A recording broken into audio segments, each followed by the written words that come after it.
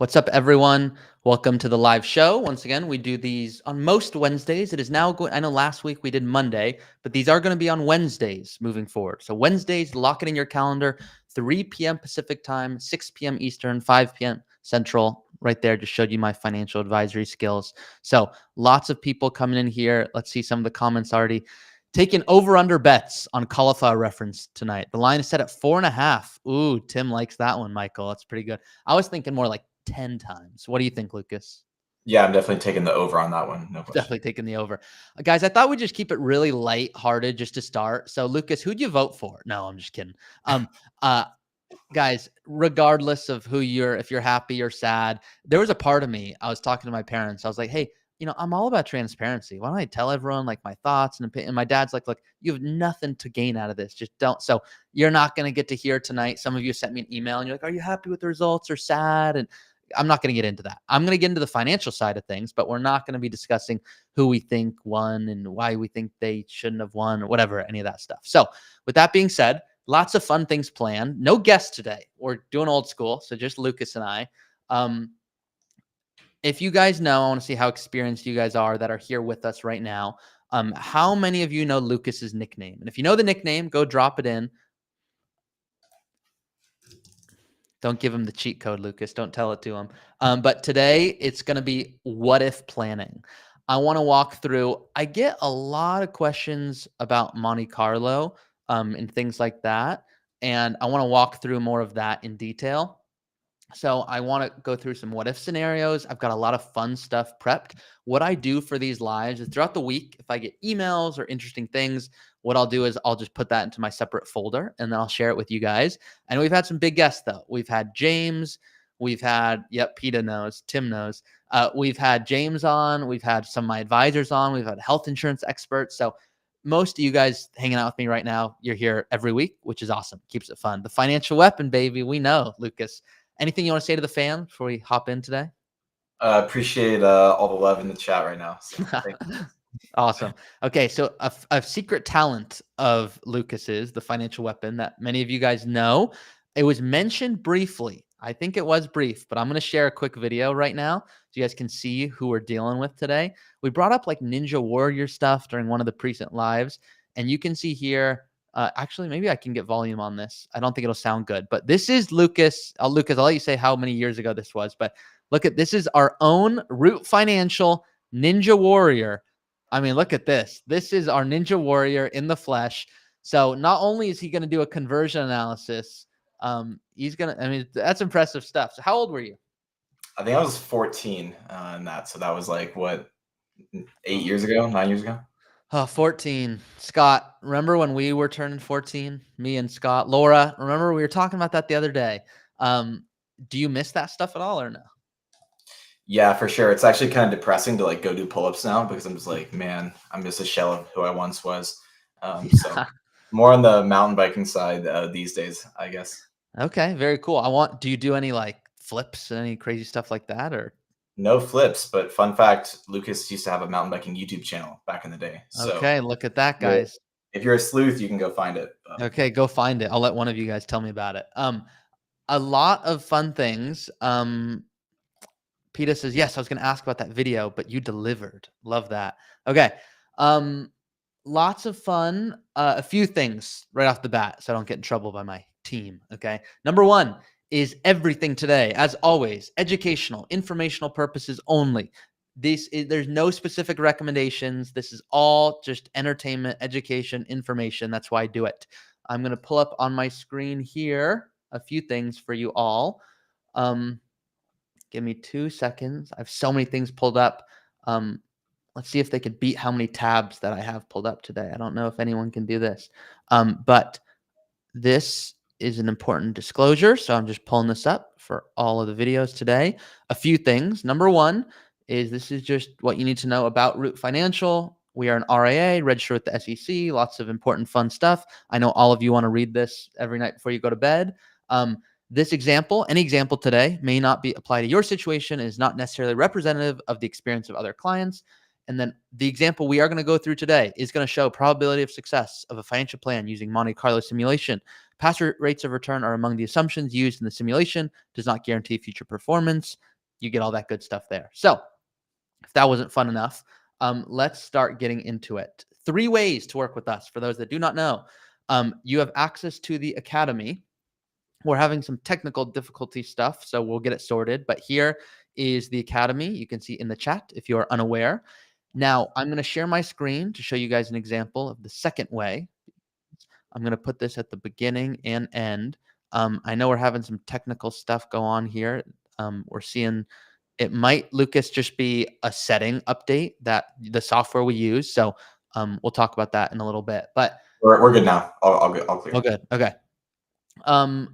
Let me go here. A few different things. Okay. So this was an email I received. If you would like, all you do is send me an email, but I get asked this a few times. So this, I'm going to read it out. I blocked off their name. You can see this was today, an hour ago, a few hours ago now when I took the screenshot. Thank you for your videos. Thought-provoking. I really like your cauliflower analogy. And that is the proper spelling of cauliflower, because in England, that's how they do it. You know, color is like O-U-R or something like that. So you guys think he's wrong, but he's actually just in a different level of spelling than you guys are. Ironically, since I was a kid, I would eat my veggies first so I could truly enjoy the rest of my meal instead of pushing the veggies to the edge of the plate, dreading them later. I could say that I was like that as a flex. And to be honest, that is I was more like that. But kind of sounds a little douchey saying that when you're like, oh, I always eat my vegetables first. But anyway, this guy seems a little nice, so I'm not going to say that. This person says, I'm looking forward to a one-time session. After watching many of the videos and inputting my variables into the software, I have a few questions regarding, do I convert? What about taxes? The assessment based on Academy entries. I'd like to book an upcoming date, but if I need to change it, can I?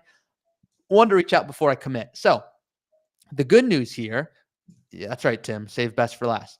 The good news here is that this is something I'm offering through the end of the year. The bad news is it is sold out at the moment. So I have to pick and choose. There's lots of things I want to do, but I spend a lot of time when I do these, arguably too much time, but I like doing it. And so this is if you want to get on the wait list and you're like, look, you can read more about if you are one of these people here. If you're not, you can see do not do this. And I tell people, hey, if you don't need to do this, don't do this. This is if depending on where you're at. So we're going to drop this in as well.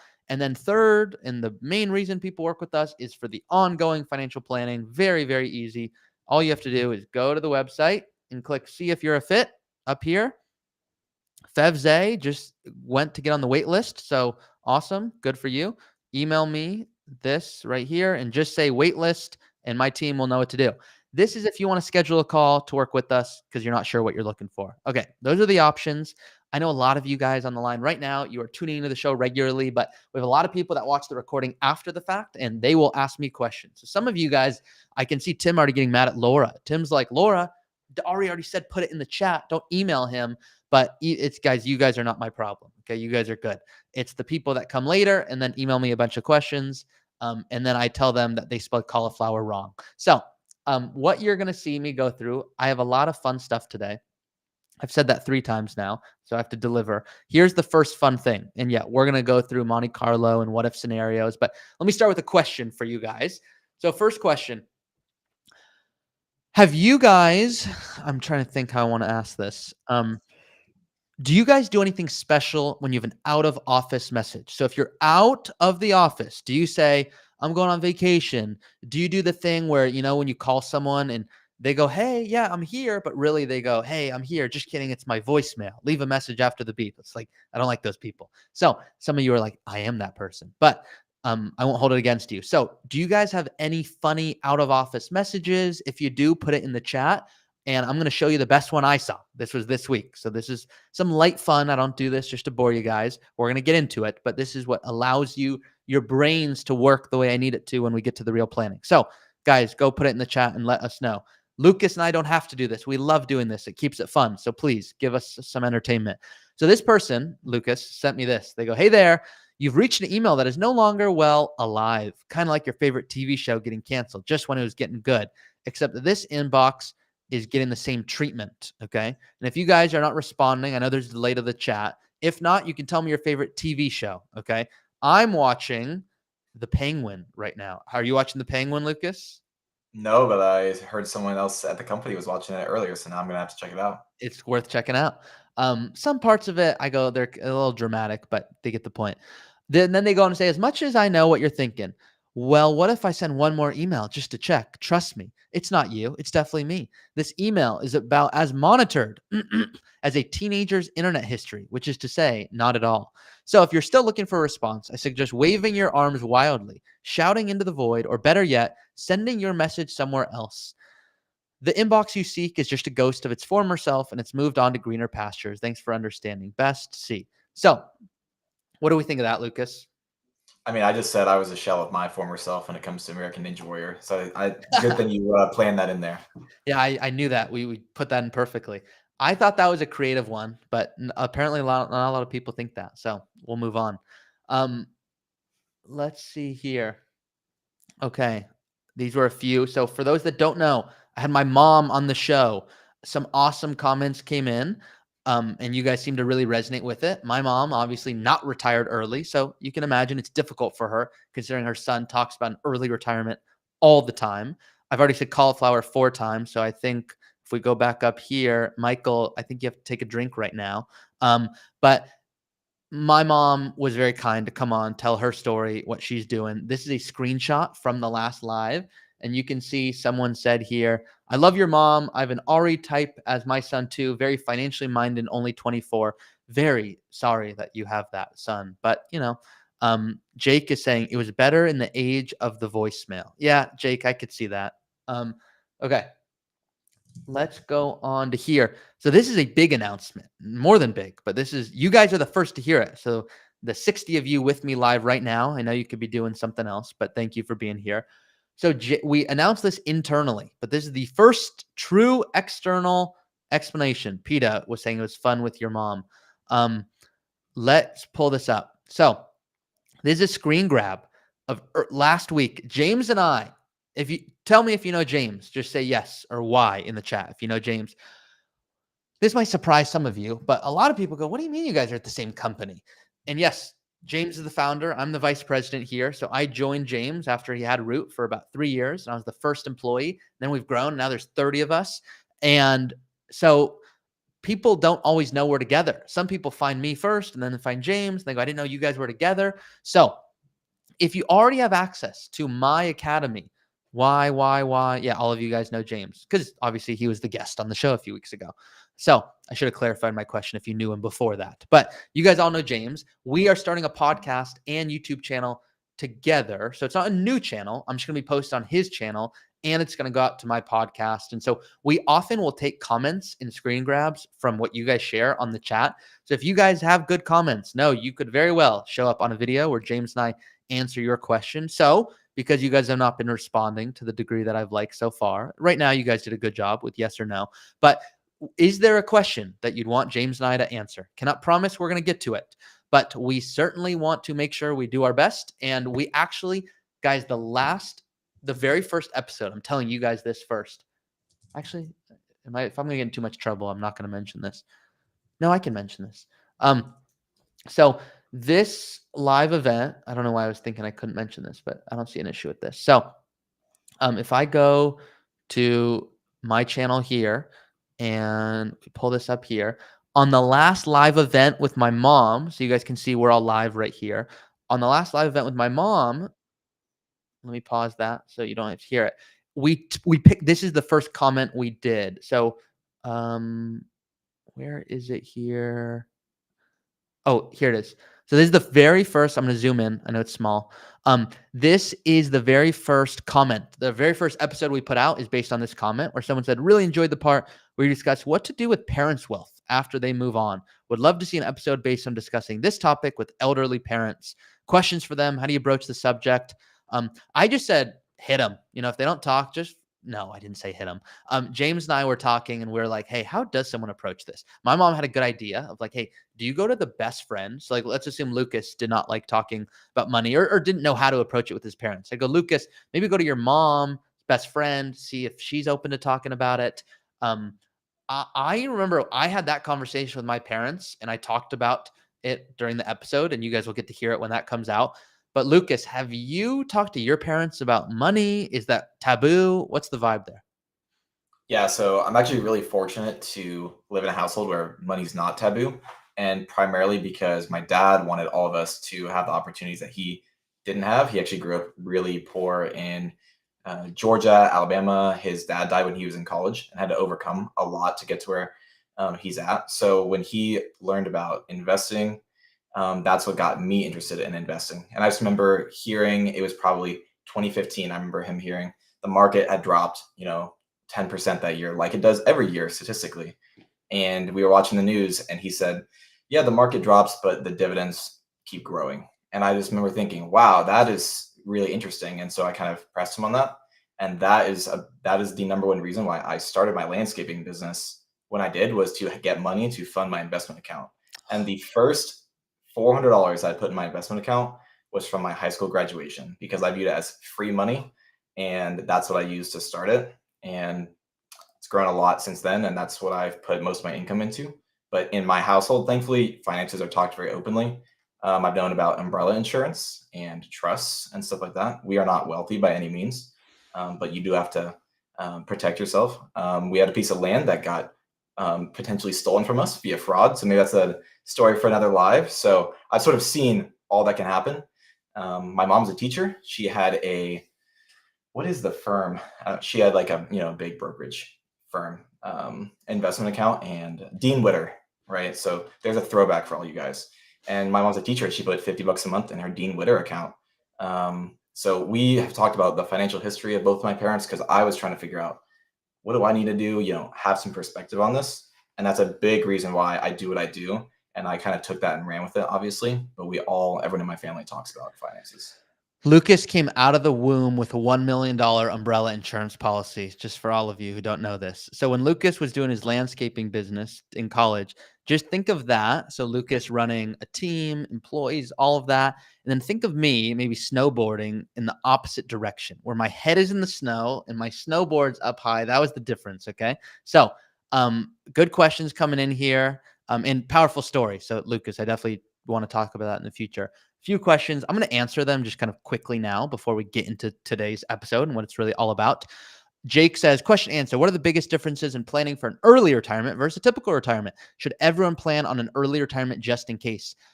So they're the same. No, they're not the same. So here's why. So whenever anyone goes, hey, what does early retirement mean? Like, what does that even mean? Is that 50? Is it 55? Is it 60?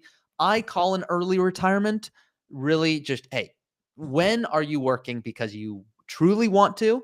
And then there might be a day where you don't want to, and now you don't have to. And financially, you are only working because you are going, I love going to work. You don't need to go to work. So I call an early retirement technically anytime before 65, but there's no technical definition. The reason you need to plan differently is there's something called the 4% rule. And the 4% rule is based on a 30-year study. And if you were to retire at 65 and die at 95, then it's pretty simple. You could follow this. You're not optimizing, but you could. The difference is, for a lot of you are going, hey, what if I retire at 55 or 50 or 60 or 40s because I've sold a business or this or that? Yeah, you should plan differently, because that traditional withdrawal study is not based on maybe needing 50 or 60 or 70 years of income. So I believe everyone should plan on retiring early, and I hope you never actually have to retire unless it's on your terms. So this is something that I would plan. I'm not going to retire. I don't plan on ever retiring. I love what I do. And then there might be a day where all of a sudden I find I don't love doing what I do anymore. I don't think that's ever going to happen, but you just never know. And because of that, Lucas, same as here, Lucas going to get a big raise. He comes on the shows and he does awesome work. And I want to keep Lucas forever. But what if there's a day where he goes, Ari, I'm just not stimulated by your conversations anymore. And you make me work till 2 a.m. I'm in Australia right now. And like, look, Lucas might be like, I'm over it. Great. It would be Lucas, I believe, would do better work knowing he did not have to be here. I just believe that. And I've been at other jobs where it is not that case, and people are clearly showing up. And at 4:01, I've seen this before. Many of you guys know what I'm talking about. But it's, they have to leave at 4. And at 3:52, they start going to the bathroom. And then at 3:55, they call their nephew they haven't talked to in 12 years. Then at 3:58, they go, oh my gosh, I didn't tell you. I won the lottery. And then they sprint out the door. And like, You don't want to be in that environment. So like Lucas is choosing to work late, 6:20 where he is right now. And it's 6:20 in 2025 because Florida is just so wacky. So no. So because of that, more questions coming in. Yeah. Jake, I would plan for it. Now, Jake, I believe we get to pick on you just for a second because I believe this could have been a few months ago, but you're like, hey, I think I'm a few weeks out from retiring, and now I am retired. Now it's been a few weeks. So, Jake, how is it going? Because I know you've been retired. Jake, I know you sent me a few emails on Monte Carlo and I believe a few other things, and you're open to being a moderator when we do the community. So I hope I'm thinking of the right person there. Other questions. What's your opinion on the rule of 55, 72T? Lucas, I have a good video. Not all my videos are great, but I have a good one on that. If you can drop that one in, but we'll address that. Tim's awesome. So 2025 401k catch-up contributions increasing from 7,500 to 11,500 for those 60 to 63 years old. Question for Ari and James. If 59 turning 60 in 2025, so if I'm 59 right now and you're going to turn 60 on January 1st, does it make sense to max out for the year? Oh, this is a tricky one.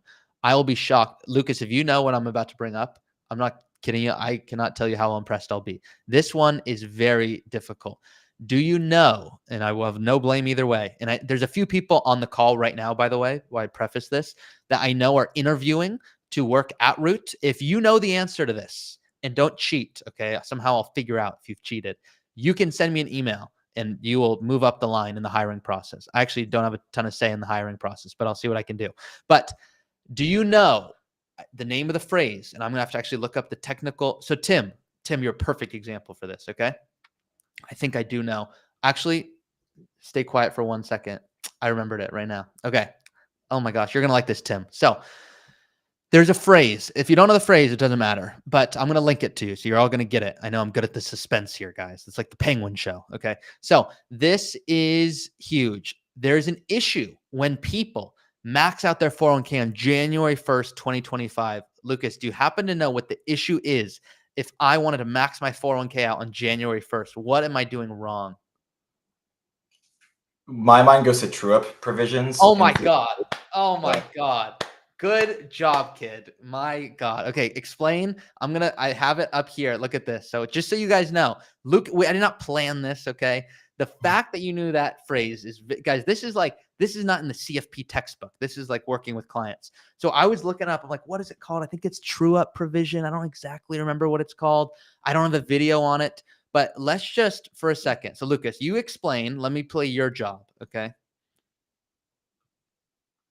Sorry, Lucas, go ahead. You can explain true up.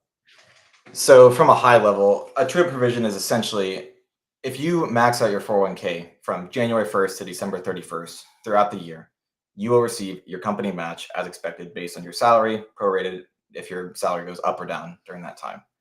Set to max out on December 31st. For that pay period, not the pay date. So if your pay date is January 7th, 2025 from this year, that's fine if the pay period is in 2024. The true provision says if you elect, which all ERISA plans have all kinds of funky rules, like Ari knows, where not every plan offers every option, right? Our 401k plan doesn't offer every option, where if you elect for your bonus to have your entire 401k contribution be paid from your bonus that you get in February. Well, depending on the plan details, and that's a big asterisk, look at your plan specifically, you might not be eligible for the entire employer match on your base salary on that contribution. The true-up provision is what allows that. But if you elect for your entire bonus to be your 401k contribution, there are rules around highly compensated employees. That's another like big in quotes term that you need to understand.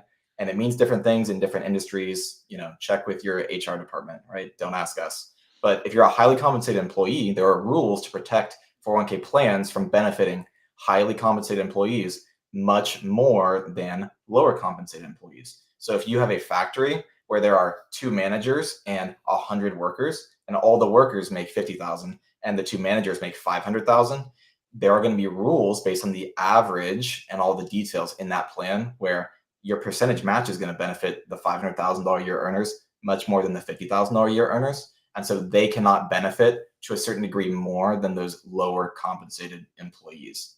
Okay, you crushed it. Yeah. You crushed it. So here's a few big takeaways, and I'll Guys, I don't even need to be here anymore. Lucas, that was epic. You crushed that. Hoy's like highly compensated employees. Yep. Financial weapons strikes again. Guys, we got a good one. That true up, the fact that you thought you knew that before I knew that, Lucas, that was amazing. So I want to hear how you even knew that, because that's not in the textbooks.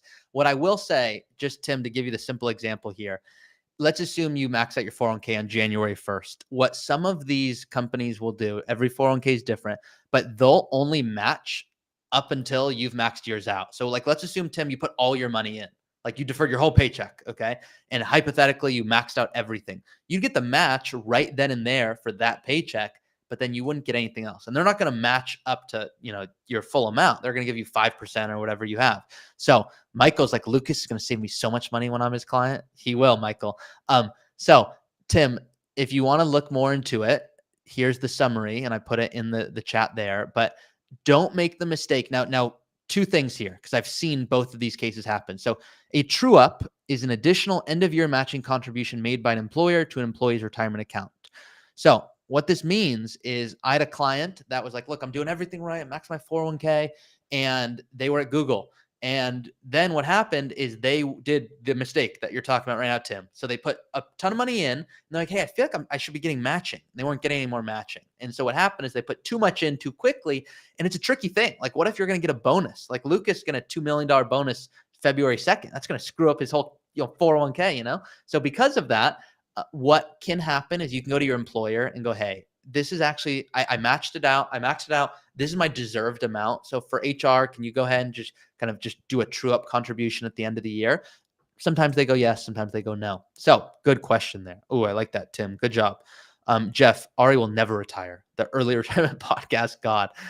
Jeff, perfectly, just like we practiced. The UCF degree made it to Australia. LOL. I think we have your first client, Lucas. Ender Wiggins, rental property with gains, depreciation that I don't want to incur capital gains. Rent is not keeping up with expenses. 1031 possible. Don't want to buy another rental. Return on hassle, baby. Come on. I plan to retire in February or March. Tim, there's lots of what I'll talk about with clients that they should never worry about. Lucas just brought up a bunch of amazing points. One of them is he said ERISA. He said it real quick, if any of you guys caught it. He was on a roll. ERISA is basically saying like, hey, for example, before we go through what I even want to get through today, I'm going to put a question in there. Lucas, could you actually put the question? Because I want to look it up. Ask people if they know the difference between an IRA and a rollover IRA. And look at the pro tip Financial Weapon just gave you guys. First of all, if you don't know what you're generally, it's called your SPD, summary plan description, but plan summary, same thing. So if you ask your HR, hey, can I see my summary plan description? Hit the Control F or Command F or whichever, and then true up provision and see if it'll find that. I'd say like 40% of the time I don't see it, 60% of the time I see it. But Lucas, if you can ask people, yes, you know what a rollover IRA is versus traditional. If you don't, I'll explain what that means. And then we'll get into the fun. So let me pull up a few other things. Yeah, I mean, the idea that I think has been coming up a lot, and I want to just touch on, is that one part of a great retirement plan is to do something that doesn't force you to retire when you're 40. I think that's a big part, like we have talked about before, that the FIRE community gets wrong. And it's like the first thing you do is, I don't like working, so I'm going to try to retire as soon as possible. And that becomes immediately a financial conversation instead of, what if I found something that I enjoyed a lot more? And for a lot of those people, it became making content around FIRE. And so a lot of those people miss the point. They think that saving as much of their income as possible to index funds and moving to Portugal is like this silver bullet. But the people telling you that aren't actually retired. They're making income from the YouTube channel telling you about that. And so I made a huge change in my life, and I was doing something that drained me, that I hated doing. And I was saving all my money and investing it from a scarcity perspective of, this sucks so much that I want to keep all of it, because when I look back at the end of this, I don't want to be like, I did all that effort for nothing, right? Whereas instead of thinking, okay, I need to change it to something that I love, which is the reason I made a huge change and why I'm sitting here right now.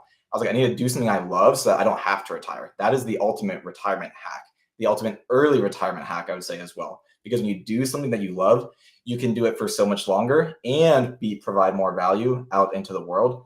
and therefore you're compensated for that. So I just want to, put that out there, that is like so overlooked when it comes to the early retirement conversation. And there could be a huge asterisk at the top of Ari's page. He's one of the few people that talks about when I was just a consumer before I even worked here that ever even touched on that doing something you enjoy so you can work longer, recreational employment, is the greatest change to the early retirement conversation that I've ever heard, someone make. So just huge pat on the back there for you. Thank you. And in my write-in ballot yesterday, I wrote in Lucas financial weapon Durham. And so if you're wondering why there was one vote that showed up there, that's what it was. So guys, can't believe Lucas didn't win last night. But have you guys ever heard me talk about that? Like I talk about a lot of different things, so I assume so. But the recreational employment, that to me is probably the biggest thing. So I appreciate you bringing that up because, and Laura, we're going to answer your questions here. But really what this is I hate this FIRE movement. This is the financial independence, retire early. What that means is that is people that are going, I'm going to work 2 jobs, 3 jobs, whatever I got to do, even if that means no time with family, no time with friends. No, I'm going to sacrifice my health. I don't care. I don't want to work anymore. And then they get to a point where they're like, okay, great. So I'm 40 and I don't know what the heck I'm going to do ever again. And it's like that's not a life. Tim is going, I think Lucas found his calling in an environment that will help him grow. That is my goal. Lucas is actually retired and just doing this for recreational employment. That's more realistic, Jeff. So I'm glad you brought this up. Okay. So that is why I'm all about that financial independence, recreational employment, work because you want to, not because you have to. Okay. So let's go over the ERISA thing Lucas brought up because this is a mistake people make. How could they not beating you guys up? But Laura has a good question. A rollover used to be a 401k. Traditional, you open yourself? Pretty much, Laura. Yes. The nuance here is that if you were to open up a traditional IRA and you just fund it, just like you said, you open it yourself, you're putting your own money in, which is good. If you have a 401k and then you move that to a rollover IRA instead of a traditional IRA, let me phrase it correctly. I call it sometimes the 401k people to be funny, but it's not a good example here. But the government, whoever you want to call it, is basically going, well, Laura, you put money into your 401k. You're with an employer, and that's good. And they incentivize you to save for retirement. And we want to make sure that because you've saved for retirement and it's been through your employer, that you definitely, no creditors can ever come after you. So this rollover IRA keeps what's called ERISA protection. Traditional IRAs don't have ERISA protection. They still are protected. So it's not like they're going to come after you. Technically, it's up to $1.5 million. So if Lucas had no money at all, other than $1.5 million in a traditional IRA, he doesn't need to go buy umbrella insurance. But if he had $1,501,000, he probably would want $1 million umbrella policy. So Laura, getting into the weeds there, but hopefully that's helpful. Let's see, a few other fun things that I have. I went over the best out of office message. You guys didn't seem to like that one. Oh, this is a good one because this is in alignment with what today's about. So do what you love. You'll never work a day in your life. Martin Luther King. No, I'm just kidding. But Hoy, I want to show you guys Shadowski's. Like, I did not know that. That is huge. It is huge. So I know I kind of talked about it in like hey, I know you guys already know this kind of thing, but a lot of you I recognize are like, wow, no, this is a game changer. I did not know this. And yeah, that is a game changer because now if instead you move to a rollover IRA instead of a traditional IRA, number one, hopefully you worry less because you're like, okay, I don't have to worry creditors come after me. But number two is, well, that just saved you $250 to $400 a year in umbrella insurance. Let's say that's now $1,000 because you would have wanted $2 million, whatever it is. Well, that's a big difference over time. This will help my wife who will roll over her old 401k into a rollover IRA. I'll do the similar next year when I retire. Ooh, question for you, Shadowski. How old are you? Please tell me how old you are. How old are you? And what's your favorite TV show? Both of those. Lucas can have his guess. Who and why would someone be able to take your money? Meaning, why do you need an umbrella policy? So, Laura, I have a funny story on this. I'll tell you guys the story. I know I'm going to get to today. Anxiety down 10 points. That's the goal. Some of our job, like people are like, you're an advisor. Don't you advise people? Oh, yeah, sometimes I advise them not to worry about stuff. Shadowski's 52. Okay. Shadowski, if you were 59 and a half, which you're not because you're crushing it. Okay. But if you were 59 and a half, you could move it right now. You could move it right now with an in-service distribution. So Twin Peaks from the 90s. I think Twin Peaks has something to do with Washington State, and I should know more about that. But I went to school in Washington State, and I was once like at some hike in the Cascades, I believe, and people were like, "This is where Twin Peaks got filmed here." If I'm thinking of the wrong thing, beat me up in the chat, Shadowski. But that's what I'm thinking of. Who and why would someone be able to take your money, Laura? Some people are just mean, so they just take it.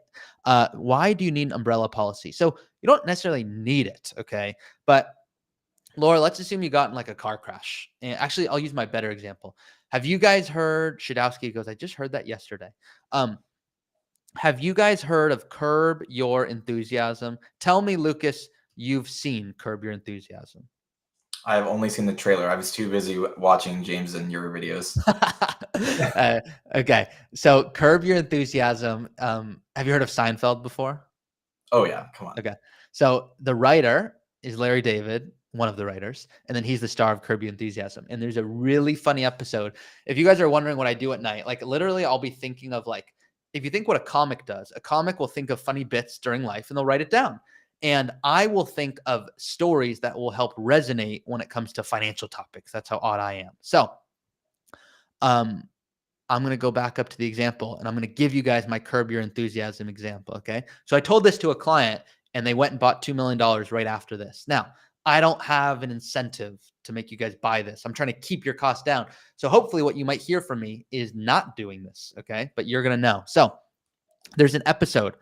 And I'm going to make myself bigger just for this piece. Then Luke is going to come in. But for those of you on your phone, so you can see it nice and big. So there's an episode of Curb Your Enthusiasm where Larry David is at home and someone breaks into his home at 3 a.m. to rob him. And they trip and they fall into the pool and they sue him, which is funny because he was robbing him. And this episode would have never occurred, never would have happened if Larry David had umbrella insurance, because umbrella insurance is the catch-all of insurance. So let's assume that's the fun example. Now I give you the not fun, but real example. I had a client, very nice lady, got in a car crash. She was okay. Now, it wasn't her fault, but she was still going to get sued because they were like, hey, you're in this type of car. We're going to go for you, if you know what I mean. So what happened is she said, I have umbrella insurance. In the umbrella insurance, the fact that she had this insurance going back 2 years before the car crash, she was not happy with me.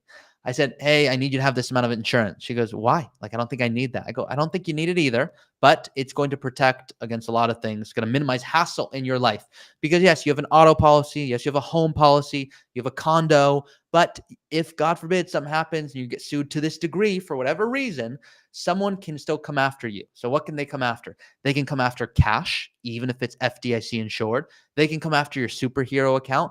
People are mean and they will come after things, and you want to minimize the hassle in your life. Umbrella insurance costs between $250 to $400 for $1 million of coverage on average. So I don't want you guys to get screwed, and you could get screwed if you were to walk in, not hear what I'm about to tell you right now, and go, hey, I have a $5 million net worth. So because of that, I should get umbrella insurance and I'm here to buy it from you. They're going to say, oh, you're so good. $5 million. Yeah, let's do that.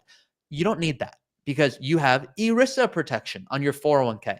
So if you have a $5 million net worth with $3 million in your 401k, that has protection. So you don't need to cover that. That is unnecessarily insured. There are 3 levels to insurance. Level 1, underinsured. Level 2, overinsured. Level 3, unnecessarily insured. I don't need you paying for something you don't need. I do want you overinsured because you cannot exactly get 500,000 of umbrella or 1.2 million. It's only sold in increments of $1 million. So it allows you, in this case, for my client, they had enough umbrella insurance because I forced them to buy it or I was going to fire them. I didn't say it that harshly, but we had a transparent chat about it because they did not want to buy it.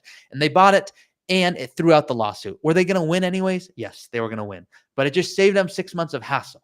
And so some of this is, how do we kind of recognize the hassle aspect of this? So Laura, that is to your question. Going back up here, I'm 53 and I'm 53 and 1 to 2.5 million. That's a big range. Most of my portfolio is in dividend paying ETFs or stocks yielding 8%. I have no debt, want to retire at the end of the year. What do you think? I have no idea how much you want to spend, but Peter, I believe we spoke last week. So Peter, I believe you have more than that because I believe we spoke, but if I did not speak with you, I'm sorry. And I'm thinking of someone else. I want to retire. What do you think? There's a lot we do not know. I want to know how much you want to spend. I want to know your legacy goals. I want to know your healthcare plan. I want to know your tax plan. Lots of things. So I have no idea if you can retire. All right. What about an 8% yield? What do you think? 8% yield sounds good, and trust me, if I could guarantee 8% yield and get 10% return on top of that, like sign me up.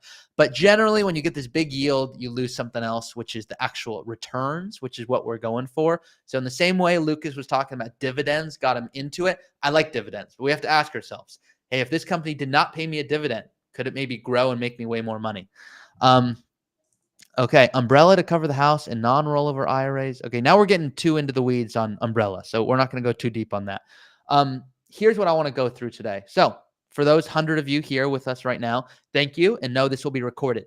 We might go long tonight because we're having fun here, but if for whatever reason you have to come back to this, you can.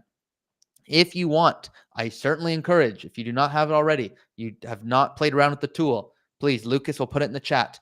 The tool is going to be us going over and thinking about Monte Carlo and probability of success. And what does this mean? Because everyone does not everyone, but a lot of people do not understand this. 88% probability of success. Okay. Oh my God, Brian, you just did the best comment ever. I need to screenshot this. Brian, I want to open a Spite CFP shop. Okay, Lucas. So you're going to be confused because you're not a curb guy yet, but you're going to become. And just so you know, Lucas, to get the vibe of this show, why I love this show, Larry's the type of guy that would honk, but behind a cop that drives slow. Like, come on, you don't get to just drive or drives fast or like. So Brian is saying there's an episode where Larry and Brian, this is how deep I am. And Brian's laughing right now. This is how deep we are, Brian. We can have a whole talk about this. I'm going to be Larry for Halloween next year. I just decided. And I'm going to have my Spite store. So what happened, for those of you who do not know what we're talking about, there's an episode where Larry went to a coffee shop and he thought the coffee was too hot. And for him to test the coffee temperature, he dipped his nose into the coffee. It'd be like me dipping my nose into and I have a Jewish nose because it's how big it is. So I'd get the temperature real quick. Okay. So he puts his nose, he goes, look, it's not even hot enough. I can put my nose in and it's not even hot. So this coffee sucks. And so he decides to go in and I forget how much he takes and what he does, but he opens a Spite shop just right next to him, just to prove that coffee should be hotter and that coffee should be better. Ari said tool. Yeah, maybe I said something wrong somewhere else, but use this tool. For those who don't have the academy, it's great. For those who do have it, you already know how great it is. Thank you, Tim. And I know I'm going to keep improving it. And guys, I did an episode on Monte Carlo, but I'm going to do a better one because once again, I think of more analogies. James and I discussed them. So here's my question. Lucas, if I told you had an 88% chance of landing the plane, you get on this flight, you have an 80% chance it lands, you have a 12% chance it doesn't land, would you get on that flight? I mean, I just flew Spirit earlier this week, so I guess I do. But no, I don't think so. I don't think I would. So you were at 60%. Yeah. How many of you guys have almost died on Spirit? Put in the chat. Does the tool model Roth conversions for early retirement? You say 50. Yeah, it models whatever you want. Okay. So guys, here's where people go wrong. First, I'm going to introduce the couple. Actually, I lied. I'm not going to do that first. First, I'm going to talk about a comment. Then I'm going to walk through. I can't help myself. Okay. I'm going to show you this. So I follow lots of different advisors. There's some that put really awesome stuff out there, some that put less than awesome stuff out there. But there's one post I really like, and I touched on this. Speeda goes 50-50. Lucas, the new Spirit spokesperson. Okay. We have fun here. Okay, guys, imagine how confused the people are that this is their first live. They'd be like, hey, I don't even know what the heck is going on right now. Academy got so much resources and still going through the videos. I'm just trying to keep you busy, Hoy. Okay, so let me show you guys something. So this guy right here, Marcel, I have never spoken to Marcel. I don't know Marcel. Couldn't tell you if he's a good or bad guy. But all I can tell you is I get this question asked a lot. Brian's going, look, that's a different reference. Okay, so here's what we're going to go through in relation to what we're talking about. And I know I'm going to pause a lot, so don't get mad at me, guys. Some of you guys are like, just get to it already. I'm going to get to it. Okay, so many of you want to retire.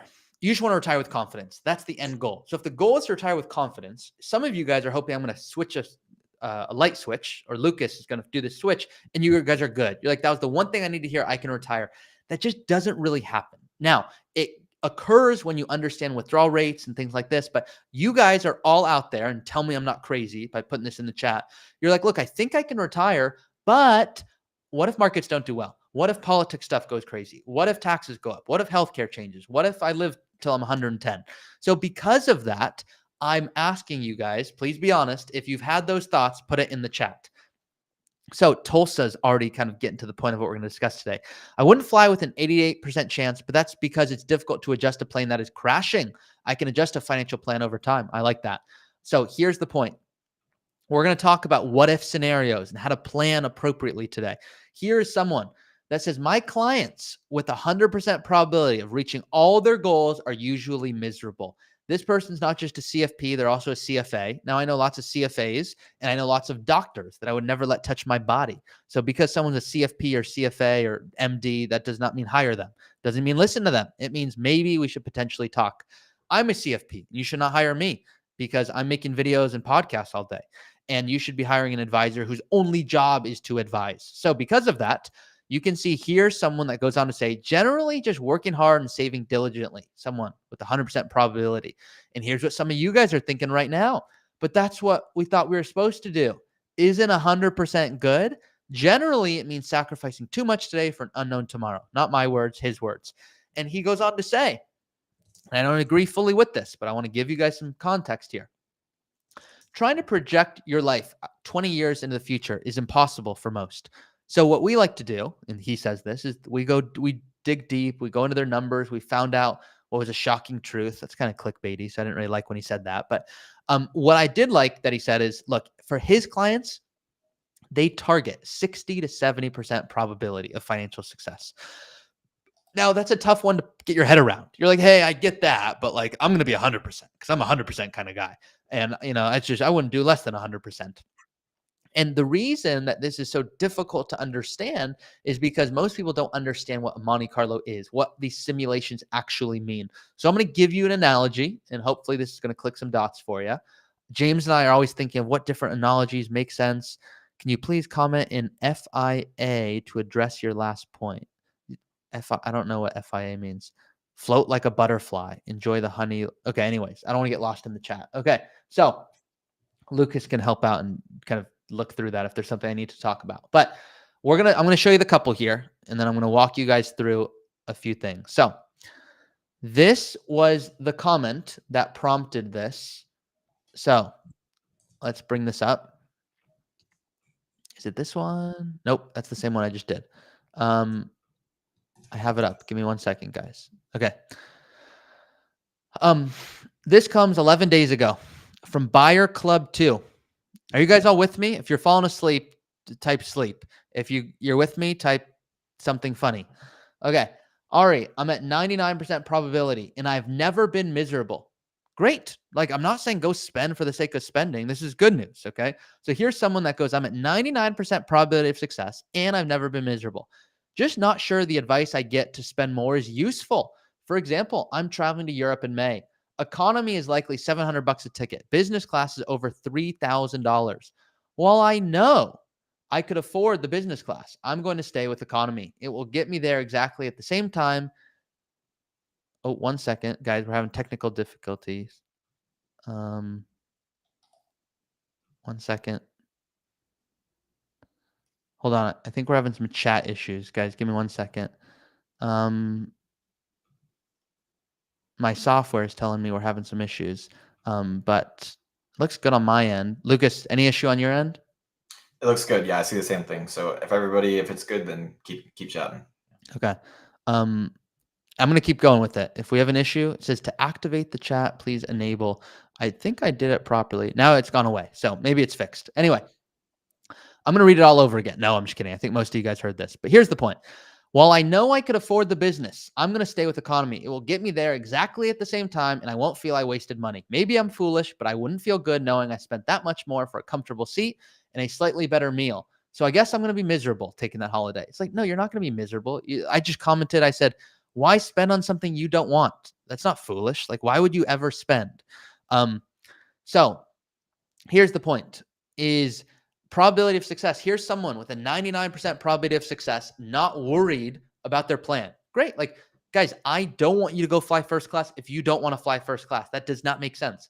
But I also don't want you to make the mistake of I'm not going to fly first class because financially that would make my plan show a probability of success of 98.329329116% when you're going to be more than fine flying first class. So I want to do a quick poll. How many of you guys want to fly first class? And I'll be honest, and I want to hear your guys' thoughts too. How many of you do fly first class or thoughts around first class? And while you do that, Lucas, I'll tell you me, and then I want to hear from you. I struggle with it, admittedly. And the reason is because I feel fine. I honestly fall asleep pretty easily. I watch a Netflix show. I wake up going, look, I could have had 2 more vacations for $5,000. So I just don't feel like I needed to do it. But my dad's back really hurts. And he's like, look, I don't have to fly first class, but I want to. And I know I don't need to, but I want to. And I like doing it better. So, Lucas, your thoughts on first class? I think first class, if you're booking far in advance, can be a good option, especially if you're using credit card points. And you can, either whether it's Amex or Chase, Ultimate Rewards, or whatever it is, you can get that flight or that upgrade for really cheap. Could be a good option. If it's going to ruin the flight to not fly first class, you should probably fly first class if you can afford it. A great quick story that I've got about kind of the same thing. When we were flying back from the Denver retreat, we went for a quick hike before we went to the airport. And obviously, I did not have a chance to shower. And so I was like, where could I shower in the Denver airport before I get on my 5-hour flight back to Florida? Because I'm going to be like sweaty the whole time. I was like, that sounds terrible. Or I could shower in the sink with paper towels. That was my other option. And to get into the Capital One lounge, it was $90. And so I was sitting there and I was like, well, it's $90 or it's 6 hours of misery.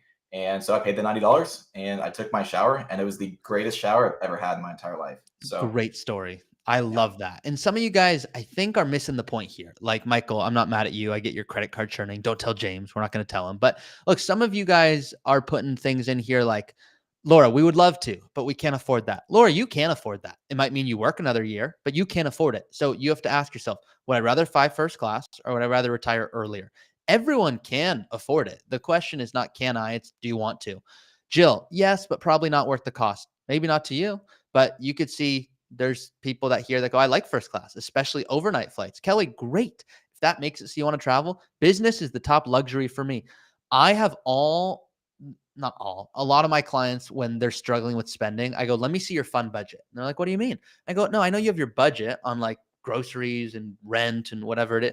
I want how much of your portfolio are you spending on fun, Lucas? And if that's not generally in the 5 to 10% range, I'm like, you better give it away to the person's groceries behind you because you got to be spending this amount of money. And I get that serious about it. So I only fly first class if I can get an upgrade at check-in at a reduced rate. Tim, that's financially optimal. I would encourage you to think a little deeper and go, great. What if, for example, you never could get upgraded ever again? Unrealistic. Would that change the way you think about this? And if you could never get upgraded ever again, would you never go first class? From the looks of this, that is correct. And I don't think you'd be miserable because you're not explaining how miserable you'd be. But I would encourage you to go, okay, could my plan for the rest of my life support first class? Could it support it half of the year? Does it depend the flight? Of course, we can get into the nuance of it. But Per is like, no first class for me. Great. You don't need to do it. There's no right or wrong. What would my wife say if I book first class for myself and let her fly economy? That is hilarious. I think Lucas is like, don't do that. No need to. Would rather buy a nicer car. That's a perfect example, Janice. If you value a nicer car, perfect. Flew back from Africa one way in business class. Cost was $900 a ticket. Use Google Flights and set alerts. Airlines do crazy sales. Great, but retired in Tulsa. You know what I would say to this? I go, is it worth the return on hassle of that? Alerts make it really easy. So that's minimal hassle. But I have clients retired in Tulsa who are so excited about optimizing that they're checking their phone all the time while they're on their trip. So here they are on their trip worrying about their trip home. I'm like, look, talk about not being present. If you don't fly first class, then your children will with your money. Yeah, Bob, sometimes that's the case here. Emergency row for exit room. All right, we're getting pretty deep into this subject, but you guys get my point. Okay. Some of you guys are like, I prefer purchasing my own plane. So that's my plan. Okay. Well, you design your own plane and then start a company to manufacture it. My God, even better. And then we pay for the manufacturing with credit card rewards on my 5% cash back. Yeah, Jill, I'm more like you. All for free. Infinite banking. Infinite, yeah. Kaizen models.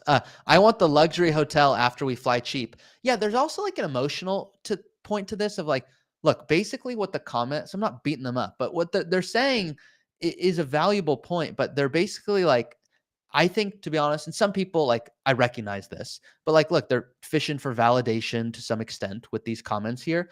And he's going, look, I'm at 99% probability, and I've never been miserable. Maybe I'm foolish, but I wouldn't feel good knowing I spent that much money for a more comfortable seat. Great. Don't do it then. Like, end of conversation and move on to what's important. So with that being said, let's walk through an example. This is the couple we're talking about today. Now, if we look at their plan, their net worth is about $3 million. They've got 200,000 bucks in the bank, 2 million bucks. They have a mortgage, property, not too complicated. 401k with the majority of their money. They've got a superhero with 50,000 bucks. If you don't, and Lucas, you don't have to answer this, but let everyone else go in. Can you please explain to those who don't know? There's 120 of you guys live right now and thousands that will watch this later. Can you please explain what a superhero is in the chat for those that do not know? And then they have an inherited IRA. So a few different investments going on. Who is this couple? They are 56 and 55 with a 22-year-old child. We took off their names to preserve. And they're not miserable at work. They're like, hey, maybe work a few more years. 59 and 57, $6,000 a month, $72,000 a year. That's the base of what they want to spend. Guys, I know this isn't perfect. I know it's not your plan. You want to build your own plan? That's what the Academy's for. Let me answer Janice's question. Do you spend 5 to 10% on luxury now, or are you waiting for retirement now? Janice, you're spending 5 to 10% now, because what if it turns out you don't want to travel to the degree in retirement? I want you, most of you guys know this already, but I want you to practice in the first year of retirement being a successful spender. And I want you to learn how much you'd love to spend. This is important. So I'm going to stop sharing for a second. I want you, like, let's assume this couple here, excuse me, this couple here, they told me they want to spend $6,000 a month, and then they want to spend $100,000 a month on a spite store. No, they don't want to do that, but $6,000 a month, so $72,000 a year, and that's what they told me they wanted to spend. Another $20,000 a year on travel, 72 plus 20. Let's just keep it easy, $100,000 a year. What if, we go through planning, we talk about it, but guys, they don't really know. They haven't retired yet, so they're just kind of making assumptions here. Good ones. And you have to start somewhere. That's what the Academy is for. It's not going to be perfect. Go put your stuff in there. It'll get you a good % of the way there, or work with Root or an advisor. So let's assume, and I'll do this with my clients. I go, I know you want to spend 100,000.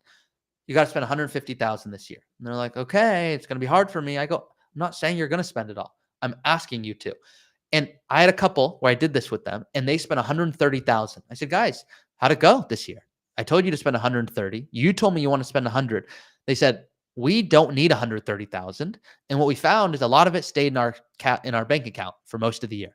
I said, great. Then it turns out you're right. And I was wrong. And I'm happy to be wrong.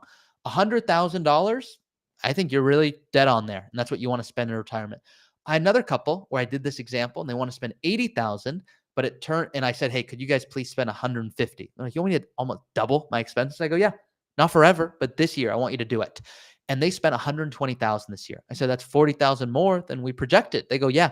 And it was way more fun. I go, great. That initial plan, the numbers we were planning on, those no longer apply to you. Now it's 120,000 a year. That's the real plan. So the first year, I want you to be a successful spender.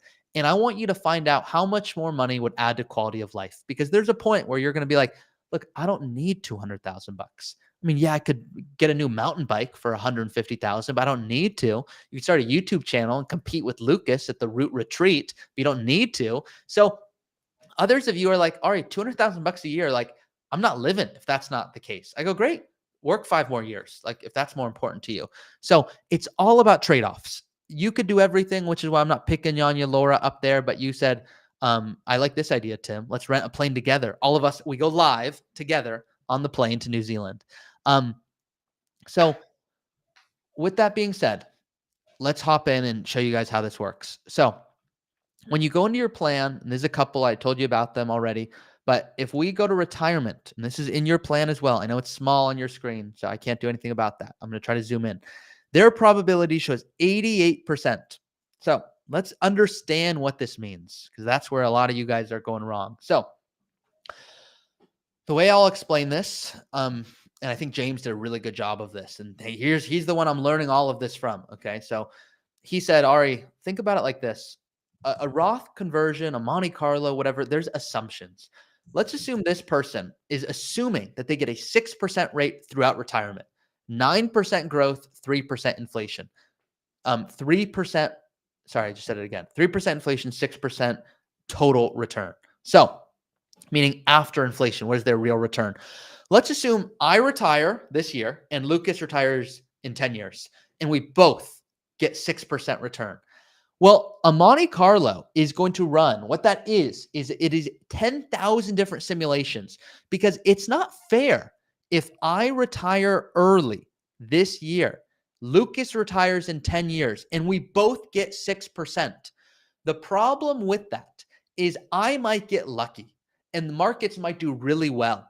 And if I get lucky and I got a 6% return and Lucas got unlucky because the day he retired, markets went down, but we both averaged 6%.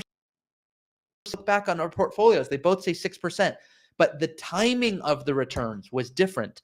That is going to impact your plan. I'm going to do a lot better. And that's not because I'm brilliant. It's partially, no, it's not. It's because I got lucky with the timing. So Monte Carlo is trying to say, Ari, Lucas, regardless of if you're brilliant, an idiot, whatever, we're going to run so many simulations that this is your probability of success. So I know what you guys want to hear, which is, what range do you want me to be in? There's not a perfect number.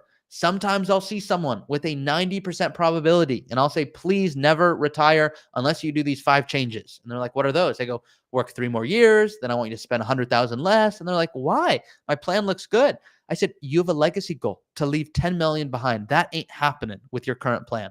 Other people go, I want to die with 0. I mean, not really 0, but I want to get closer to that. So because of that, I want to look at my plan and see how can I kind of move variables to adjust this. So the mistake I see people make is, here's a couple right here that is on track originally for 6.8 million. I told them, hey guys, what if you guys spent 20,000 a year on vacations? Because originally you had nothing. And I know you want to take one big vacation for 50,000 with the whole family. I'm going to add 10,000 bucks on massages and physical therapy and education planning for kids. And you're going to work until you're, I'm just going to put this here, 58. So you guys are going to work 1 fewer year, both of you. And I'll refresh the plan. And we'll go, how does that look? Well, right off the bat, before it said they had, I don't know, 1 million less. Now it shows 3.6 million. So they're no longer on track for 6.8. They're on track for 3.2. So what we want to do is go, okay, that's helpful. It's not, this is not telling us to retire. And let's be clear, for all of 100 of you on the line right now, this is how most people retire. I would never let anyone retire on something like this. This is not showing a lot of things we need to worry about. So it's a good starting spot. We go back to the probability. You can see it says 70%. If you guys remember the article from a little bit ago, that advisor said they want someone to be in the 60 to 70% range. But I don't know if this person's going to work with an advisor in retirement. I don't know if this person's not going to execute withdrawal strategy or taxes or health insurance. Or this is just me looking at a plan, moving a few variables, which you guys can do right now. So this probability of success gives you a good sense. If 10,000 simulations were run, what is the probability? What is the probability of success knowing 10,000 different outcomes? Well, what it's saying is that there's a 70% probability that you'd have $1.5 million at the end. That, for some of you, gives a lot of confidence. For others of you, you go, no, that's not really doing it for me. I want to have way more. I want to leave more. I want this and that. So what I encourage you all to do is to go, if you've not already, and really dream big. Put all of your goals in here. If you don't know how to do it, and thank you, Lucas, for putting that in the chat. In the profile and goals section, you click profile, you go to goals, you can add everything in here. And I don't get mad at my clients because I try not to be mean, okay? But my client first came to me with 6,000 a month in retirement. They didn't have vacation goals. There's a lot that's missing from here. So I'd want them to go and put long-term care. And then I want them to click long-term care. And then I want to have a conversation with them and say, okay, Are we going to go with the national average? Are we going to do assisted living? Are we going to go to a nursing home? How many years maybe do we think we might need long-term care? Because you can see it varies wildly. Is it $64,000? Is it $120,000? What's the long-term care goal? I'm going to delete this for this plan here. I would like, and yes, I'm going through the weeds of each of these. I would want you to go in here and link the college for your child or grandkid. Yes, I have people doing this for their grandkid where they're linking in the exact college. So you can go to college on this tab here and type in the specific college. So, Lucas, where do you go? Central Florida? The University of Central Florida. Central Florida. Oops, I'm misspelling it. Florida. So University of Central Florida. So you can see here in state, it's showing $6,300. You can see out of state, $2,200 total annual cost. Well, I want to save that. And then I want to go, well, that's going to be when my child or grandkid, and it's going to start when they turn, I want to start saving for it when they turn 2. And I want to plan on them to get a scholarship or, they're out of the will. You guys can do whatever you want. Okay. So I want you to go through the educations. I then would love for you to put cars. Now, the way I like my clients to do cars, you guys can choose what you want. Generally, I like to go in here and we're going to go new car. And then let's just assume it's going to start in 5 years from now. That's when my car is going to break down. I'm going to buy a car every year, but it's actually, sorry, not every year, every 10 years. And that goal is going to end when I pass away. So you can go in here and model that out. I'll tell you why that's important in a second, why I'm putting it in the plan. And then Lucas, I know you're doing a lot of planning in here, so I'll come to you in a second for any other big ones. Tim, it's a gauge. It's not a decision point, Monte Carlo. Good. Vacations, weddings. I want you to plan for weddings. Properties, this you can certainly do. I have seen a risk of kind of paralysis analysis in here where people go in and they go, I'm going to downsize. I don't know exactly where I'm going to live. And, and they build out their plan too much. And now they're like, look, I have so many variables in here. I don't actually have confidence anymore. So be careful with this. But if you're like, no, I want to buy a second home. Can I do it? Or I want a gift, or I want to leave a legacy, or you want to leave something else in here.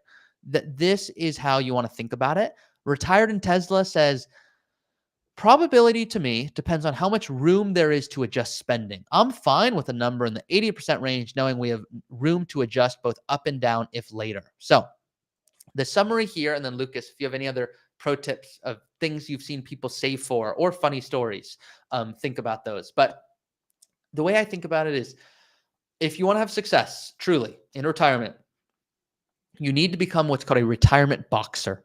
This is where you're going like this, going, okay, markets went down. I'm going to show you guys an example of the retirement boxer. What if you retire and you get unlucky and markets go down and you want to do a home remodel and you're going to buy a new car? Well, if we have lots of things going on, what I want you to do, click on retirement, click on analysis. Tim's got it. Be a boxer. Go to retirement details. Then I need you to switch this tab to withdrawal rate. I know that was a lot. One more time. Retirement analysis, retirement details, withdrawal rate. The reason for that is if we look at this person right here, they might look at their plan and they're going to go, well, look at this. I'm on track to die with $3.2 million. That's pretty good. And I think I'm not going to run out of money. Well, when I look at their withdrawal rate, which is what gives me confidence to help someone retire, we might see a rate like this, 12%. 12% is not sustainable. Now, what we might happen in this year, we might be buying a new car and markets might go down because we get unlucky and we have a vacation and we have a wedding. So what happens is we now have difficulty having confidence. And this is a lot of you because you're going, look, I think I can retire and my plan looks good. And I have $2 million in compound interest. I can do the math in my head on that. But why do I still not have confidence? Well, the reason for that is because you have a few withdrawal rates that make you uncomfortable. And see, I would agree. I'd go, Lucas, this is too high, 7%, 6%. But then it gets really low. And this is where I go, this is arguably too low. This is like me mad at you that you're not spending enough. And then it starts rising, but it's not rising because they want it to rise. It's rising because required minimum distributions are coming on. So this is a really interesting graph where I would go to this couple and say, hey, you can retire, but we have to be careful in these years. And let's talk about this more. Maybe we don't spend on the remodel, or could we push the car another year, or could we not? And what if markets change? So this is a deeper conversation, but this is the graph, this withdrawal rate chart that I really find helps people get more confidence in planning. So with that being said, I'm going to shut up. Lucas, come to you. Any specific, not just in-depth planning points, but any specific things you've seen people save for that you found was helpful for them or decreased anxiety? Yeah, any specific, I would say, large irregular cash flows that are likely to occur. So I know for different cultures, bar mitzvahs, right?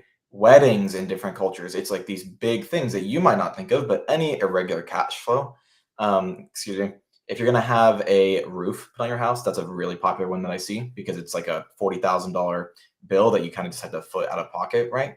But yeah, any large irregular cash flow, you want to account for it in there.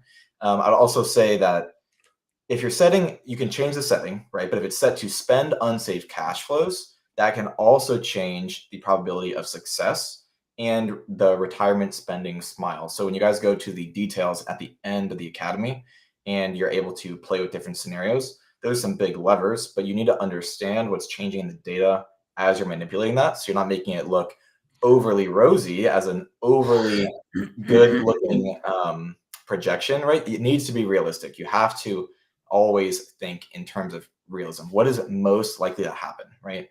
As Mike Tyson says, everybody has a plan until they get punched in the face.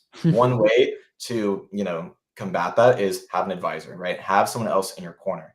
Some people don't need an advisor. Some people think they don't need an advisor, but do, right? So there's all kinds of different people in there in that whole spectrum that we've got, right? But any irregular cash flow, you really need to be accounting for it, because if the market is down and your safety bucket is low and you have a lot of pre-tax accounts and you have to make a large unplanned distribution from pre-tax account, it's like bad on bad on bad on bad. So you just need to keep all those things in mind and adjust your allocation accordingly as well. Awesome. A few things on that. Number one, I have good news and bad news. So there's a few settings that you guys I give you the maximum access in this academy. Okay. Let's be clear. This is a software designed for advisors. I give it to you guys to play around with and get a good gauge. Is it perfect? No. And I admit that. And I wish they'd give me I try to create workarounds and things to give you maximum access. There's only so much I can do. So there's a few levers that we'll discuss that we don't always get to pull. And you go, well, that doesn't give me ultimate confidence. This is a gauge. It's a good fit. I'm doing as much as I can. I put videos to go along with it. If you want to walk through it and more, you can get on a wait list for a power call. You can work with an advisor. Tim, yes, that is an enhancement recommendation, by the way, I have given to them. So just so you know, there are two people in this world, I believe. There are people that can you change the unspent cash flows if you've been through the academy? So Brian, it is a tab we have to do on our end, and we can't do it for every single person. So it is one of those things that for some people they have it. Some people, it's not like you have it or don't have it.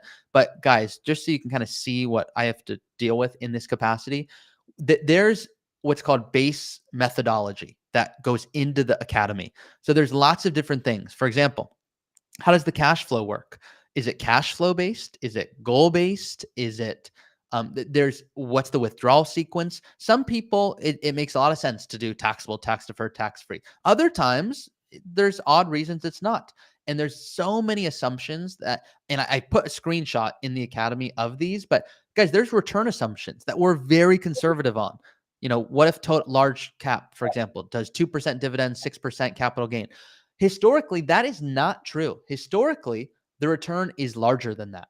The S&P 500, historically, if you look at that return, if I'll share my screen for a second and show you guys this, historically, the return is 10%. That is the average return. So that is not realistic. I'm being extra conservative in here. And the way that this plan is based is this is on, please do not go screw up and go retire incorrectly. So this is on the assumptions in here are conservative. Is it optimized? No. For my clients, there's an assumption that tax brackets will sunset. Sometimes with we'll show what if it doesn't, and what if qualified dividends isn't at this rate, and portfolio turnover isn't at this rate, and there's so much to this. It's like, hey guys, I need to release to you guys access to the tool to get a good sense. And I prefer it to be conservative. I just do. If it does way better, great. But this is an assumption that there's only so much we can do with that. So just know it's a compliance thing. If it was up to me, would I want to spend an hour with every single one of you going through this? Of course I would, unless you're from Florida. But if you're not from any other state, no. Guys, there's a lot, and I put the assumptions in. I just cannot adjust everything. And what I hope you guys recognize is in the retirement analysis, what you can do is control how much you spend, how long you work, yada, yada. So we have to be careful with some of these things. Here's my big takeaway is there are two people in this world. There are people that present problems, and there are people that are going to present a solution. So problem presenter, that's what we just did. We just presented to you guys a problem. We said, guys, what if your withdrawal rate is too high? Here's a problem. A solution is, how do we protect against this? Well, if you're 5 years out from retirement or 3 years out from retirement, maybe we don't need to save to our 401k as much. Maybe instead what we should be doing is putting money in a safe spot to pay for the $40,000 roof payment. Maybe we should be planning for that wedding or bar mitzvah. So as much as possible when it comes to this, I don't want you guys to get paralysis analysis. It's a good starting spot to plan in here. Of course, think about it like going to the doctor. It's like, hey, this is a questionnaire shooting out like, hey, here's some potential solutions. And sometimes it's enough and you're good. Other times it's like, hey, this is good, but like, look, if we're going to do a conversion or we're going to execute surgery, I use Roth conversions as an example. Some people coming to us are what's called conversion happy. It's a concept I made up that we're going to talk about in a few episodes with James. And this is where people are begging me, not literally begging, but they're like, hey, just tell me, what conversion do I do? I go, look, you're asking for surgery here. And I know you think conversions are going to fix your problems, but it's not.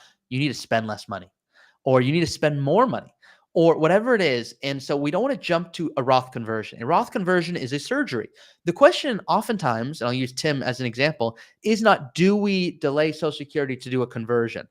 A Roth conversion is a surgery where we need to ask ourselves, if we're going to do a surgery, like a hip surgery, it's not, do we do it? We know we're doing it.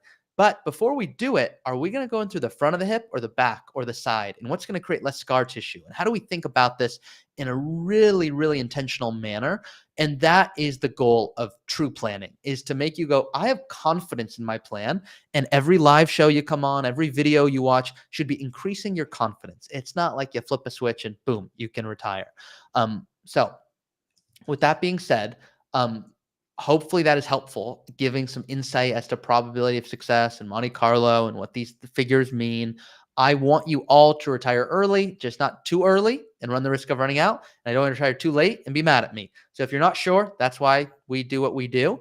You can, of course, reach out to get on the wait list for a call. You can work with us on the ongoing service model, which is how we do our best work. Of course, everything today, educational, informational.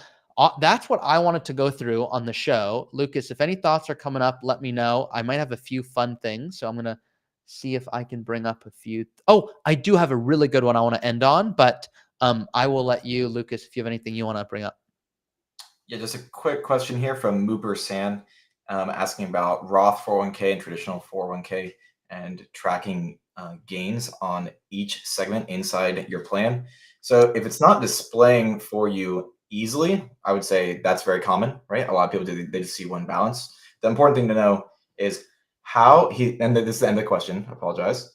How do I ensure that my Roth contributions are not taxed on distribution? Well, when you roll your funds out of that 401k, on that form, it's going to basically ask you, and this is layman's terms, where do you want the Roth funds to go with their gains attached to them?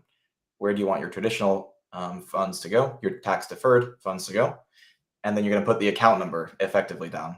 So all you need to do is make sure that you're putting down the right account numbers there when you process the direct rollover, hopefully, and they will send the checks on your behalf. Nothing is taxed, and then you can make your according distributions after that. It is not super easily displayed in most 401ks. So Mooper San, I hope that answers your question. Very common. So awesome. Okay. So guys, here's what I want to end on. I got an awesome email from my client. And here's what they said. Hey, from Paris, where I'm still battling around the idea of getting a little pied à terre and asking myself how irresponsible that would be. Now, this is someone who knows they're in a good spot, but they have difficulty spending. I thought you might enjoy this little punchy piece. It echoes a lot of what Ari has said. So I was copied on this. This was emailed to one of my advisors, and I'm copied on that email. And they go, it echoes a lot of what Ari said in the podcast, but adds on some stats, plus links how to keep the brain sharp in retirement. Check this out. So I'm going to show it to you guys. And this is really cool. I have a video coming out on it, but you guys, just because you're here with me, you get to see it first. So it's really cool. There's a few things they just articulate really well. I know I'm the person, and I've shared this example before, but I'm going to give it to you real quick. I've been to the doctor. I said, doctor, that sounds great. I think you think that sounds great. Don't know what you just said. So they're like, okay. So the doctor starts explaining to me the lab the pills are made in that he's going to give me. I go, doc, that's too deep. I don't care about the lab. Tell me why I need this pill or I don't need this pill. So I want to be in the middle there. That's what I find clicks for me. And when they explain, hey, you're going to take this pill for 2 months, and then if it doesn't work, you're going to do this. I go, great. I just need a plan. So this is a really good one here. And Tim, he says, Ari, if you're not aware, you get cut off at the end of each session before you finish speaking. Must be a delay. So sorry about that, guys. But just know that. And thank you, Tim, for the heads up. Okay, so I'm going to link this article. I'm going to put it in right now. So you're going to see this in the chat. And there's a few points I want to touch on. A lot of them are really good, but one of my favorite ones is they go, in year 1 of retirement, healthy retirees rate their overall quality of life slightly higher. So for the whole first year, but very quickly, somewhere in years 1 and 2, retirees hit a low point. Their overall quality of life falls sharply, down to almost half that of those retired 1 year or less and those still working. Beginning in year 3, quality of life perception starts to recover, but only slowly. It's not until they are 8 or more years into retirement that we finally see their ratings improve to when they were still working. So for the first year, you're practically bouncing around with the glee, acting like you've escaped from Shawshank. Seen that movie, Lucas? Of course. Classic. That Shawshank and Shutter Island are some of my favorites.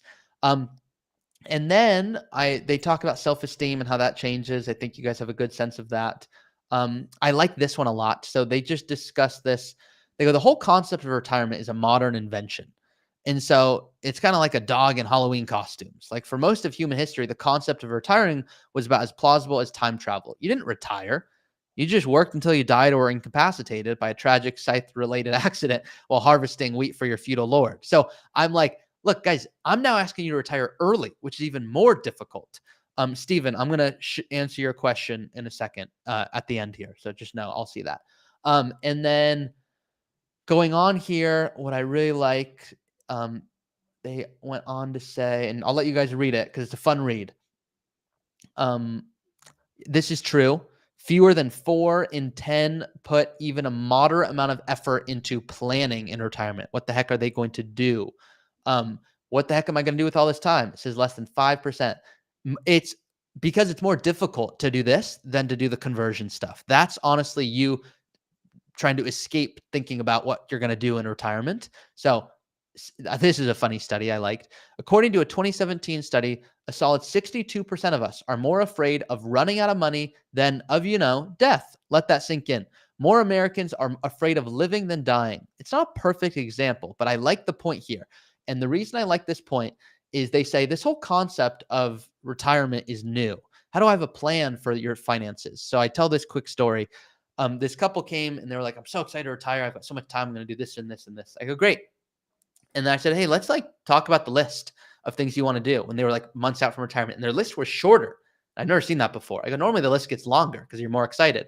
They go, yeah, it turns out I kind of thought I wanted to do woodworking, but like for a weekend, not forever. And I thought I wanted to move to Hawaii, but not forever, for 6 weeks. So their list was pretty short at this point. I said, look, once again, I don't see this all the time. Normally the list increases. So let's talk about this. And they were like, oh my gosh, I don't know if I really want to do all of these things. And so then they started going, maybe I pick up a part-time job. Maybe I do consulting. I'm like, hey, a year ago, you told me you hated your job. So my question really now, what I'm realizing, and this was 3-4 years ago, I said, I don't think you hate your job. I think you hate that you feel you have to go to work every day. And I think it would be very different if we actually make like a client. I think of another client right now off the top of my head. They came to me disappointed and they were like kind of nervous. I could kind of tell. I go, look, why are you nervous? And they're like, I just don't have a list of things I want to do. And I know that was on the list of things you wanted me to do, and I just don't have it. So like, what do I do? And I said, how could you possibly have a list of things? You haven't done it yet. So you don't know what you want to do. Now you've got someone here, C. Wilson, saying, I have a multi-page list of what we're doing in the first 10 years of retirement. Just need to get there in one piece. Awesome. Good for you. That's a lot of you. A lot of you are financially, I need to make sure I don't get unlucky when markets go down. I need to make sure tax strategy and all that. Awesome. I love that. But some of you, and I wouldn't be surprised, C. Wilson, if your list does get shorter, not because you don't know what you're talking about, but because what if like C. Wilson, do the same exercise if not you're hospitalized, because that's dark, but do the same exercise going, well, what if you couldn't walk? What changes to the list? Sometimes not much. But I have a client, and I did this story recently, that came to me upset with $3 million. I said, look, that's kind of weird. Like, why are you upset with $3 million? They said, well, it's because I have a bad sciatica issue, which is a leg issue. And because of that, I don't think I'm able to travel in retirement. I said, that's a problem. And they goes, I'm sad because I feel like with 2 million, I could have done what I wanted to do and more. So I don't feel like I really needed 3 million. So it's interesting. You can see other things coming in here. I loved your recent episode on 5 things to do. I can't wait to go see the U.S. parks and wonderful locations. I want to see the Milky Way from Utah. Awesome. You guys are talking to each other. Be a school bus driver. You get health insurance, summers off. Every school district needs more. That might be my transition into full retirement. Cool. If you like doing it, do it. Can you explain when to use which spending strategy, guardrail versus spending smile versus inflation? For your guys' plan, leave it on inflation based. Don't screw up and don't try to adjust too many things. You want to learn the logic of it, you can go into Right Capital and they have videos and spend your time becoming an advisor. But the guardrail strategy in plain English is really you go and look, I'm going to be dynamic, and think about it like that. I'll use the business owner example. If you're a business owner and your business is doing really well, you might go hire more employees. You might buy more equipment. If your business is not doing well, are you going to go hire employees? No, that doesn't make a lot of sense. Most people go hire employees when markets are down. They're spending $10,000 a month with their eyes closed every month, and they're not going, wait a second. The guardrails is kind of like the bowling analogy that James uses, which is really good, which is there's a cheat code to retirement. The cheat code is bowling with the bumpers up. You can't get a gutter ball. We wouldn't let you. You're decreasing spending, or you're working longer, or you're moving a different trade-off. And then the other question I wanted to address here, because I saw it come up, Stephen, last thing for you. I get this a few times. And then Lucas, if you have anything you want to end on, let me know. But this is when you want to go add an account here. So the question, sorry, how can I simulate an inherited IRA withdrawal other than lump sum, 5-year, 10-year, fixed number of years? Let's go confirm if that's possible. I believe it is. But we're going to go in and I'm pulling up a plan now. So sample plan here, profile, net worth, add account, investment. We're going to add an investment account. We're going to go here to inherited traditional IRA. And you can see here the options that Stephen is explaining: over 5 years, lump sum in year 5. Well, one, make sure you have it on the right type. Now you can see just me adjusting that. Oh, you guys cannot see the drop down. So I just realized this. Sorry about that. So when I'm zooming in, you can see I can click on different things: over 5 years, over 10 years, lump sum in year 5, lump sum in year 10. Those are the only options that are available because of legislation, not because I'm being mean. So what you need to do is you need to plan for it. Doesn't mean you need to execute it. For example, I had a client 2 years ago. When they inherited these dollars, they're like, I got to take distribution. I said, you actually don't, because there's some legislation that's kind of in limbo. So we're going to do it because you're going to sleep better at night and you want to be safe and you don't want them to come back saying you should have done it, but you want to customize it. We have videos on inherited accounts and things like that. So guys, that is it for today. I hope that this was helpful. Do you guys prefer these non-guest episodes, guest, mix of both? I want to make this better for you. We're going to do this every week, so we want to get good at it, and we want it to be helpful. So those that are here prefer this style, and just kind of type for this style, prefer guest, prefer a mix. What do you guys prefer? Other than that, that's what I had planned. Mix of both is great. I'll look at some more fun stuff. There might be a week that we don't do this on an off chance here. One of you guys said, hey, do I get notified when changes occur in the academy? guys, I don't even get notified when academies change. Okay. So like they're doing so many updates all the time. I don't even get those notifications. So many of you guys are saying mix. Thanks, Ari. Both is great. Okay. We'll keep doing that. Still want the whole family on as guests. PETA, I'll make it happen. Mix. What's up, Kim? Good to see you. Kim, you want to tell everyone? So Kim came on and did the optimization call. Kim, I know we did long-term care and taxes and everything. Kim, if you're with us, you can share. Tim is saying, oh no, maybe something happened, but we'll keep doing a mix. And then I'm trying to think. No, that's all I had. You guys, it's awesome. Appreciate your, as always, just putting in stuff in here. I know I called on you, Kim, but how about choosing a lucky regular for a review of the right capital? Not a bad idea. Compliance stuff I have to get around, but it shouldn't be a problem. That's kind of like the makeover show. So if you guys literally have not seen that, go to James's YouTube channel and check out the makeover show because he does that. I'm definitely down to do this though. The software goes uneditable in the middle of the night many times and gets fixed by morning. Yeah, so like that's probably when they're doing things. You can apply to be on James's makeover show here. So if you want to get on that, but the best thing you can do is submit questions and we try to be helpful. Thank you, Janice. You guys are fantastic. Sorry, Lucas. I know that someone mentioned it earlier. Are they saying I get cut off when I end the stream? So someone said something like that. So should I end it and then like hope it doesn't get cut off, or I don't know. No, we should sit in awkward silence for like 5 or 10 seconds at the end of every stream so that it doesn't, I think. Okay. So I should hit end stream and then wait 10 seconds? No, we wait 10 seconds and then hit end stream because they're gotcha. behind. Yeah. Okay. You're welcome, everyone. Love the makeover. Thank you. Guys, I know it's a longer one tonight. We did an hour and a half on this. We like doing it. We just want to keep it more engaging and new topics and things like that. So that is it for this one, guys. Have a good one. We're going to wait. The wedding is August 15th. Thank you for asking, Shadowski. August 15th. I'll tell you guys about it next time. We're going to now sit in awkward silence for 10 seconds.